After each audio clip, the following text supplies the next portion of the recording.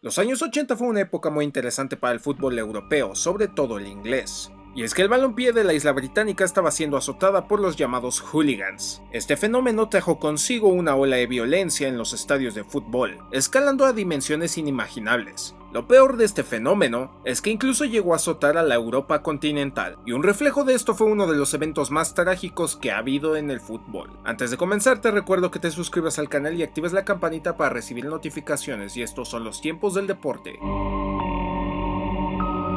Era la final de la Champions League de la temporada 84-85, o como se le conocía en aquel entonces, Copa de Clubes Campeones de Europa de la UEFA, entre la Juventus de Turín y el Liverpool. Para aquel entonces ambos países se alzaban como los epicentros del fútbol mundial. Muchas de las grandes estrellas del fútbol de aquel entonces jugaban o en Inglaterra o en Italia. Era común ver a estos clubes disputar finales de torneos continentales, pero sobre todo en la Copa de Europa, y es que desde 1976 hasta este año, en 7 de 8 torneos los ingleses se habían coronado, siendo estos clubes el Liverpool, el Nottingham Forest y el Aston Villa, pero desde el 82 los italianos ya les estaban haciendo frente, con la Juventus y la Roma. De hecho, en la final del año pasado, el 83-84 había sido entre el Liverpool y la Roma, con la victoria de los británicos en penales. Muchos hinchas ingleses recuerdan que en aquel año los italianos no habían sido muy amables con ellos, teniendo varios altercados afuera del estadio. Y es que la final fue celebrada en el Estadio Olímpico de Roma, y ahora para esta siguiente campaña, Liverpool volvía a la final, pero en esta ocasión sería la Juventus el rival, y la final se celebraría en un campo neutral,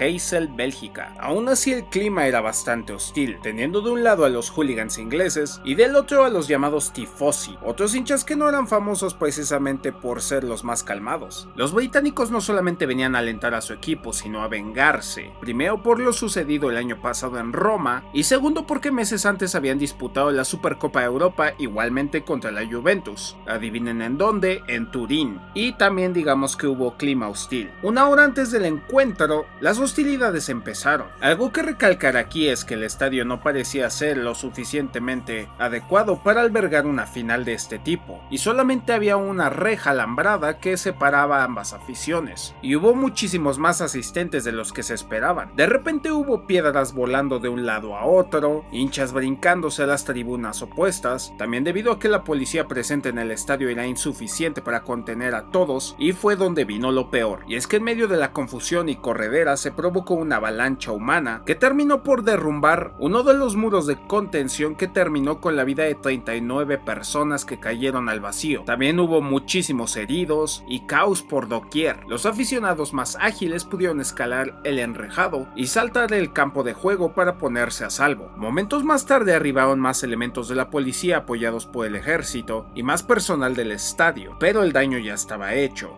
Entonces se tenía que tomar ahora una decisión muy importante: jugar o no. Por miedo a que se desatara otra vez la violencia, las autoridades locales convencieron a la UEFA y a los dos equipos de jugar el partido, lo cual se hizo en medio de un clima bastante gris, con el estado anímico por los suelos, y con dos equipos que pues la verdad no dieron mucho espectáculo. Un juego que cabe recalcar bastante aburrido, en el que solamente hubo un gol anotado por la vía del penal por Michel Platini, una de las estrellas de la Juventus. Muchos hubieran esperado que las cosas no fueran tan efusivas al terminar el juego, pero no fue así. Hubo bengalas, cantos, los jugadores de la Juventus celebraron como si no hubiera pasado nada, incluso los hinchas. Lo más bizarro de todo esto, y que hasta la fecha podría considerarse como algo espeluznante, es que mientras se realizaba el juego, en una de las tribunas todavía estaban los cuerpos sin vida de varias de las personas que fallecieron en el trágico evento, y obviamente no pasaron ni 24 horas para abrir las investigaciones.